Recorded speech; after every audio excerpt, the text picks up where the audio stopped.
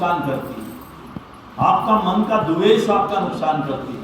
आप भगवान पे संदेह कर लेते हो, उसी में आपका जीवन बर्बाद हो जाता है, जन्म जन्म की कमाई ही आपका बर्बाद हो जाता है।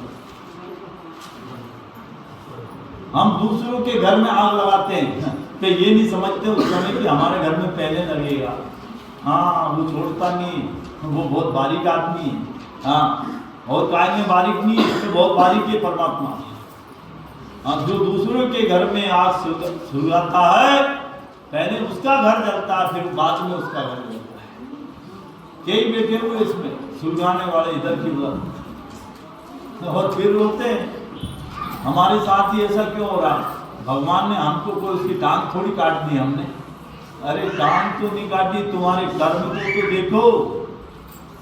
तुम झूठी बात बोल देते हो, हाँ में हाँ करते हो, उसी में तुम्हारा पतन हो रहा है। कौन हो संसार का, सत्य को सत्य कहो, जीवन में आप सुखी रहो, क्षमा हो जाए। और आपने उसकी हाँ में हाँ करी तो आप स्वयं डूब जाओ, स्वयं डूब जाओ। क्योंकि कपटी व्यक्ति हमेशा छल करता है, तो आप उसके छल में नहीं आना है, नहीं तो आपका जीवन बर्बाद हो जाएगा। और कपटी कौन होता है? रजोगुणी।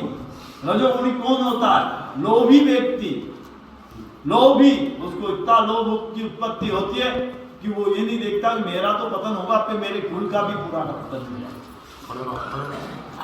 और सतोगुणी आदमी, उसको पता भी नहीं चलता है, और उसका धर्म और उसका पुण्य बलवान हो जाता है सद्गुण पे चलने का, और दूसरों को सद्गुणों पे चलाने का। उसको खुद को ही पता, उसको हवन करने की जरूरत नहीं फिर।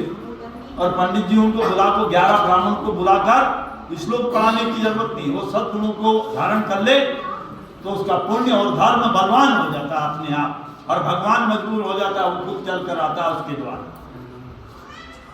तमोगुणी आदमी, वो क्रोध की उत्पत्ति होती है तो अपनी आयु का छीन कर को आत्महत्या कर लेता है, अधोगति में चला जाता है, उसकी आयु छीन हो जाती है।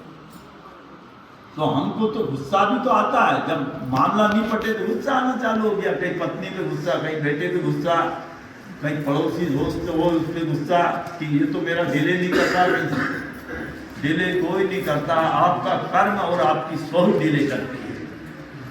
भगवान सबका हित चाहता है, क्षमा हो जाए।